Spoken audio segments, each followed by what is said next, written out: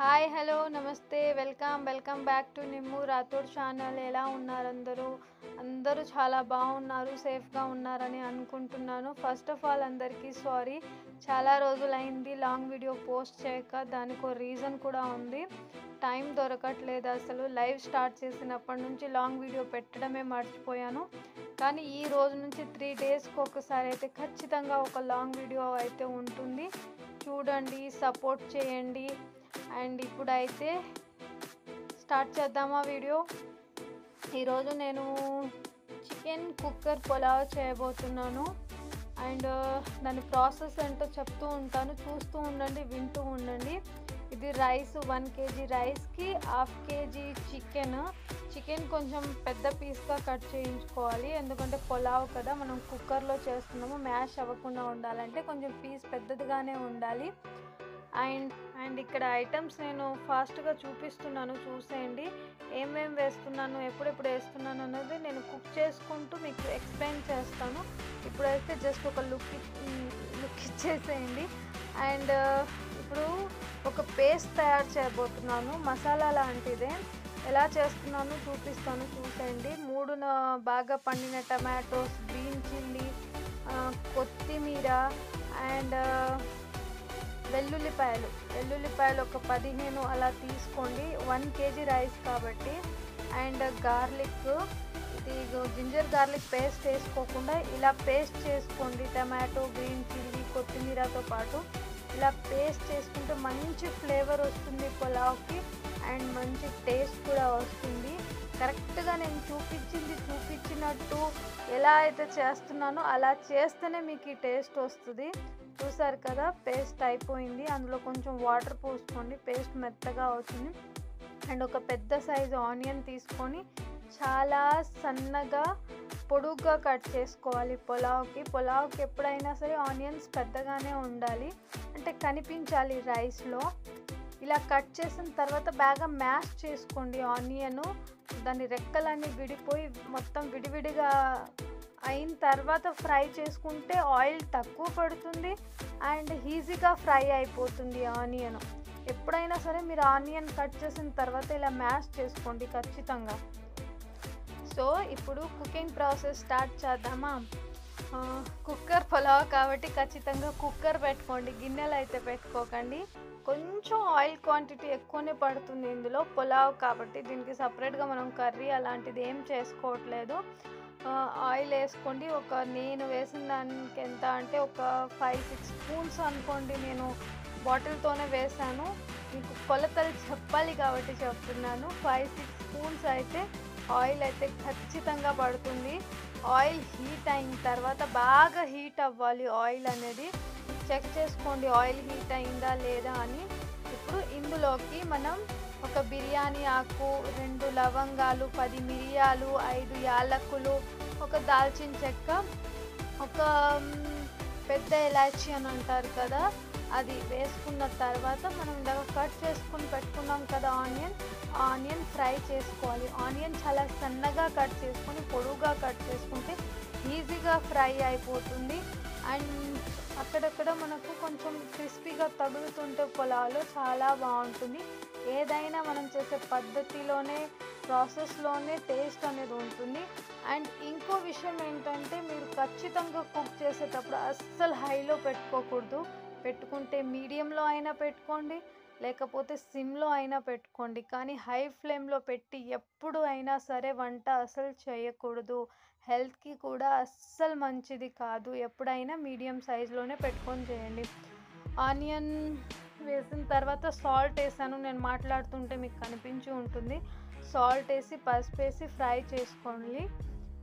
ఇది ఫ్రై అవ్వడానికి minimum 1 minute పడుతుంది. ఆనియన్ సన్నగా ఉంది కాబట్టి త్వరగా ఫ్రై అయిపోతుంది. చూసారు కదా, అలా కొంచెం గోల్డెన్ బ్రౌన్ కలర్లో వచ్చిన తర్వాత అది కుక్ అయినట్టు, అంటే ఆనియన్ ఫ్రై అయిపోయినట్టు. ఇప్పుడు ఇందులోకి మనం ఇందాక చూపించాను కదా పేస్ట్, అది వేసుకోవాలి. ఇంతకు మించి ఏం లేదు.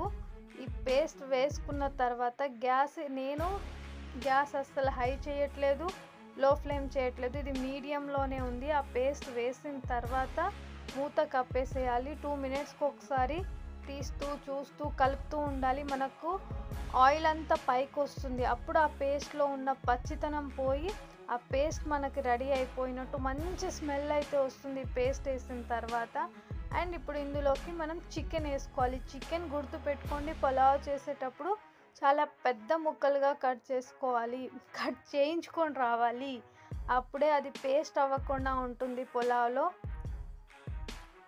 చికెన్ వేసిన తర్వాత కొంచెం ఫ్లేమ్ పెంచుకోండి, పర్వాలేదు. అండ్ కలుపుతూ ఉండండి. 2 మినిట్స్కి 3 మినిట్స్కి ఒక్కసారి కలుపుతూ ఉండండి. ప్రాసెస్ అంతా మూత పైన క్యాప్ పెట్టేసి చేస్తే అది చాలా స్లో ఫ్లేమ్ మగ్గి ముక్క అనేది కరెక్ట్గా ఉడికి ఉప్పు అనేది చికెన్లోకి పోయిన తర్వాత అది చికెన్ పీల్చుకుంటుంది. ఎలా చెప్పాలో నాకు అర్థం కావట్లేదు, కానీ అప్పుడు చికెన్ ముక్క అనేది మంచి స్మెల్ అండ్ టేస్ట్ వస్తుంది. ఇప్పుడు దీంట్లోకి ఆ చికెన్ కుక్ అయిపోయింది. 60% చికెన్ కుక్ అయిపోయిన తర్వాత అందులో కారం పొడి, ధనియాల పొడి, కొంచెం గరం మసాలా చాలా తక్కువ వేసుకోండి. అండ్ పిల్లలు ఉన్న వాళ్ళైతే కారం తగ్గించుకోండి. ఆల్రెడీ గ్రీన్ చిల్లీ వేసాను కాబట్టి కొంచెం స్పైసీ ఉంటుంది. అండ్ కొంచెం స్పైసీగా ఉంటేనే చికెన్ పులావ్ అనేది బాగుంటుంది. ఇప్పుడు నేను సపరేట్గా దీనికోసం కర్రీ ఏం చేయట్లేదు, సో అందుకే చెప్తున్నాను. కారం అనేది మీరు చూసి వేసుకొని, ఇంట్లో పిల్లలు ఉంటే లేకపోతే మీరు స్పైసీగా తినాలి అనుకుంటే వేసుకోవచ్చు.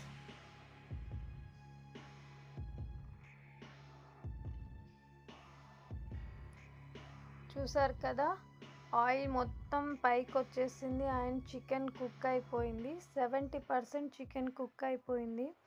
అండ్ ఇప్పుడు ఇందులోకి మనం నానబెట్టుకున్న రైసు నీళ్లు తీసేసిన తర్వాత మనం ఈ మసాలాలోకి రైస్ వేసుకోవాలి. అండ్ రైస్ కలిపేటప్పుడు చాలా జాగ్రత్తగా, ముక్క విరగకుండా, ఆల్రెడీ చికెన్ ఉడికిపోయింది సగం కాబట్టి ముక్క విరగకుండా చాలా స్లోగా తిప్పుకోవాలి. ఏదో గబగబా తిప్పారనుకోండి, పీసు ఆల్రెడీ ఉడికిపోయిన పీస్ విరిగిపోయింది అనుకోండి, అది మొత్తం రైస్లో మ్యాష్ అయిపోతుంది. అండ్ ఇందులోకి కొంచెం కొత్తిమీర, 4-5 జీడిపప్పులు అండ్ లెమన్ పిండుకోండి. లెమన్ పిండుకునేటప్పుడు ఇలా చేయి అడ్డం పెట్టుకుని పైన పిండుకుంటే గింజలని ఆ వేల మీద పడి వేల సందులో నుంచి వాటర్ అనేది కిందికి వెళ్ళిపోతుంది. ఇది ఒక ట్రిక్, నిమ్మకాయ పిండడము. సో అలా పిండిన తర్వాత మూత పెట్టేసుకొని ఒక 2 మినిట్స్ ఉంచాలి. ఈ గ్లాస్తో నేను 3 గ్లాస్ రైస్ తీసుకున్నాను. 3 గ్లాస్ మాత్రమే వాటర్ పోస్తాను. చాలామంది ఏం చేస్తారు, 3 గ్లాస్ వాటర్ పోస్తే 5 గ్లాస్ 4 గ్లాస్ వాటర్ పోస్తారు. అస్సలు కాదు, ఆల్రెడీ అందులో పేస్ట్లో మనం కర్రీ చేసుకున్నాం కదా, అందులో వాటర్ ఉంటుంది అండ్ కొంచెం వాటర్ రైస్లో వెళ్ళి ఉంటుంది. సో 3 గ్లాస్కి 3 గ్లాస్ వాటర్ ఫినిష్ అయిపోయింది, అక్కడికి చాలు. అండ్ ఇది చాలా చిన్నగా కలుపుకున్న తర్వాత ఒకసారి ఖచ్చితంగా ఉప్పు టేస్ట్ చూసుకోండి. చివర్లో మనం రైస్ వేసాం కాబట్టి.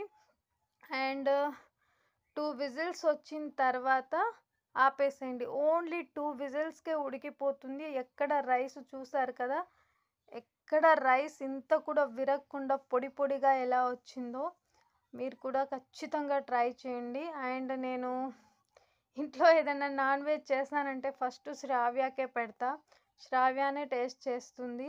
అండ్ ఈ పులావ్, నేను చేసే ఈ పులావ్ శ్రావ్యకి చాలా చాలా ఇష్టం. అండ్ ఇంత తింటుందా అంటే తింటుంది. ఇందులో 80% తినేస్తుంది, తర్వాత మిగిలితే నేను తినేస్తా.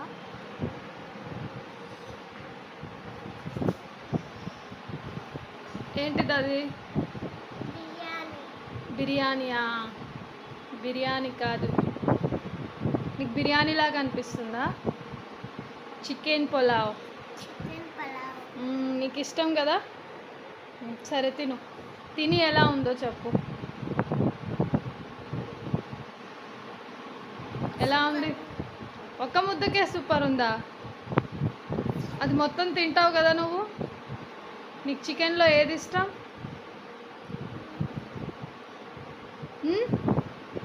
మమ్మీ చేసేది ఏంటి ఇష్టం?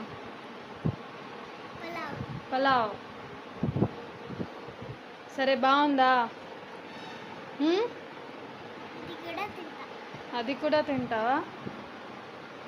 సరే మరి బాయ్ చెప్పే అందరికి. బాయ్. సబ్స్క్రైబ్ చేసుకోండి. సబ్స్క్రైబ్ చేసుకోండి, లైక్ చేసుకోండి, కామెంట్ చేయండి. Thank you so much. Happy Sunday చెప్పు అందరికి. Happy Sunday. Happy Sunday.